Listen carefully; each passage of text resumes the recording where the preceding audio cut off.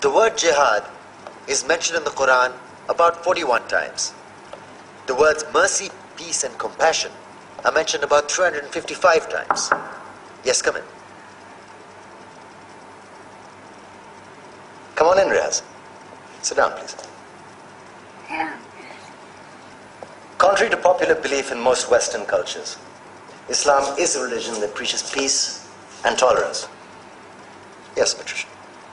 If Islam truly is a religion that preaches peace, then how come the world's most troubled spots, the West Bank, Afghanistan, Pakistan, Iraq, they're all plagued with Islamic terrorism? Well, that depends on your definition of terrorism. Some might argue that the US invasions of countries like Iraq and Afghanistan are also acts of terrorism. No, those were acts of war to get rid of despotic regimes. Or a means of getting at a country's oil.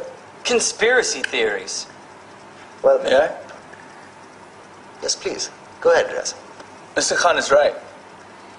I mean, if we're talking about terrorists, the world's biggest terrorists are the white superpowers. Come on now. No, really, stop and think about it. Explain 9/11. Okay. Do you know how many people died in the Twin Towers strike? Around 3,000. And do you have any idea how many people died in the bombing of Afghanistan? Take a wild guess. More than 15,000 people died. And that's just conservative figures. About 50,000 tons of explosives were dropped on innocent civilians.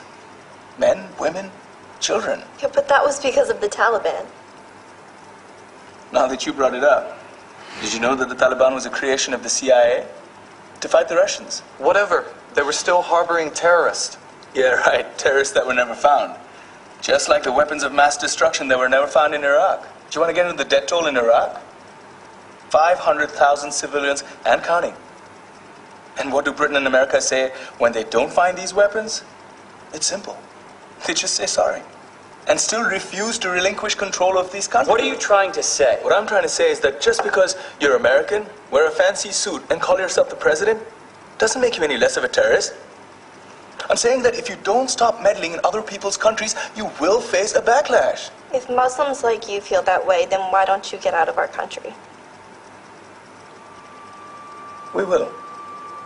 As soon as you promise to leave ours.